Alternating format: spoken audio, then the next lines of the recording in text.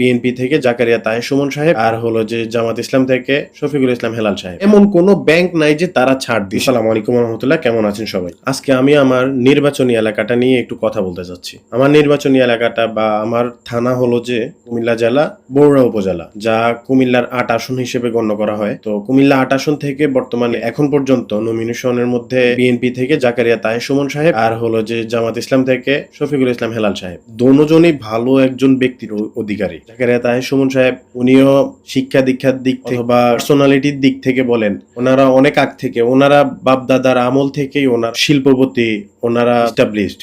সুমন সাহেব উনি হলো যে ন্যাশনাল ব্যাংকের গভর্নিং বডিতে আছে, বা ওনার বাবার হাত ধরেই কিন্তু ন্যাশনাল ব্যাংকটা বাংলাদেশে চালু হয়েছে।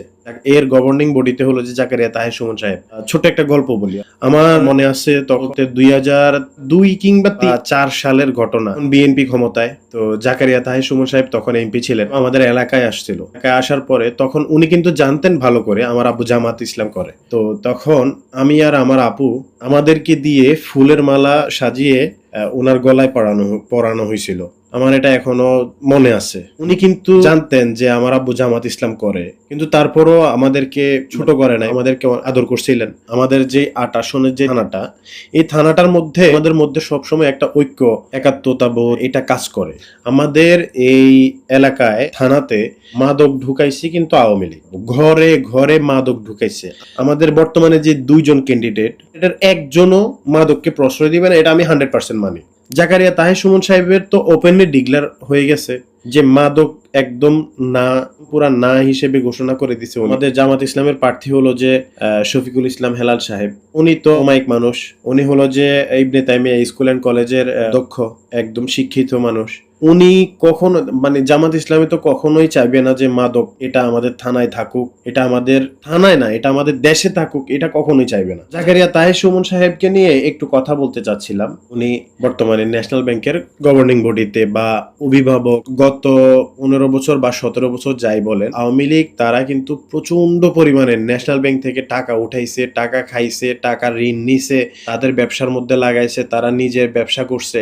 শুধু ন্যাশনাল ব্যাংক না, বাংলাদেশের এমন কোন ব্যাংক নাই যে তারা ছাড়। বিশেষ করে ইসলামী ব্যাংক তো এখনো হাড়ে হাড়ে টের পাচ্ছে। ন্যাশনাল ব্যাংকে তো একদম পুরা মানে গোকলা করে দিছে। যমুনা টেলিভিশনের নিউজ হলো যে জাকারিয়া তাহের সুমন সাহেব সহ আরো 30 থেকে 34 জন 35 জনের বিরুদ্ধে দুদকের মামলা হয়েছে। 600 কত কোটি টাকা নিয়ে জানি একটা মামলা হয়েছে। এটার পিছনে অন্ততপক্ষে তদন্ত করা দরকার ছিল, কারা এই ব্যাংক থেকে টাকাগুলো নিয়ে। এটা আসলে অন্ততপক্ষে তদন্ত করে তারপরে প্রচার করা দরকার ছিল। আমার মনে হয় না যে উনি এই টাকার আশেপাশেও ওনার কোনো হাত আছে। আচ্ছা, এবার দ্বিতীয়ত কথা আসি যে আমাদের সেকেন্ড প্রার্থী হলো যে জামাত ইসলামের শফিকুল ইসলাম হেলাল সাহেব। অনেক বিজ্ঞ মানুষ, অনেক শিক্ষিত মানুষ। আমি যেহেতু জামাত ইসলামকে সাপোর্ট করি, তাহলে উনি আমার প্রার্থী। আমার কথা হলো যে জাকারিয়া তাহের সুমন সাহেব উনি আগেও এমপি ছিলেন, ওনাকে সবাই চিনে। এখন আমরা আমাদের ভিতরে কাদা ছোড়াছড়ি না করি, আমরা ভাই ভাইয়ের মতো থাকি, বন্ধু বন্ধুর মতো থাকতে দিই।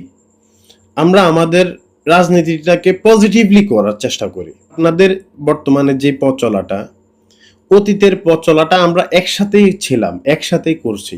8, 9 থেকে 13 পর্যন্ত আমরা রাজপথের একসাথে সৈনিক ছিলাম। আমার ভাই ব্রাদার বন্ধু বান্ধব আমরা একসাথে, বিএনপি ছাত্রদল যুবদল একসাথে, আমরা পড়াশোনা থেকে শুরু করে সবকিছু আমাদের একসাথে।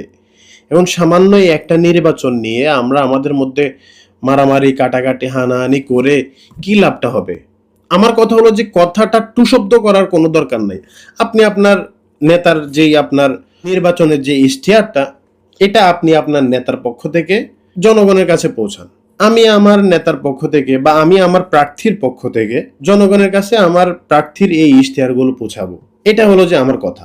নেগেটিভলি ভাবে আপনি আমাকে নিয়ে কাদা ছোড়াছড়ি করবেন, উস্কানিমূলক কথা বলার কোনো দরকার কি? শফিকুল ইসলাম হেলাল সাহেবকে মান্য করেন, তার পক্ষ থেকে যারা ভোটারদের কাছে যাবেন তারা পূর্ণাঙ্গভাবে একদম পজিটিভলি ইশতেহারগুলো ছাড়া আর কোনো এক্সট্রা কোনো কথা বলার কোনো দরকার নাই ভাই। জনগণ যাকে পছন্দ করবে তাকে নির্বাচিত করবে। আর আশা করি বড়ুড়াতে নির্বাচনের সময় কোনো গন্ডগোল হবে না, কোনো হট্টগোল হবে না, কোনো কাটাকাটি হবে না। জনগণ যাকে পছন্দ করবে তাকে নির্বাচিত করবে।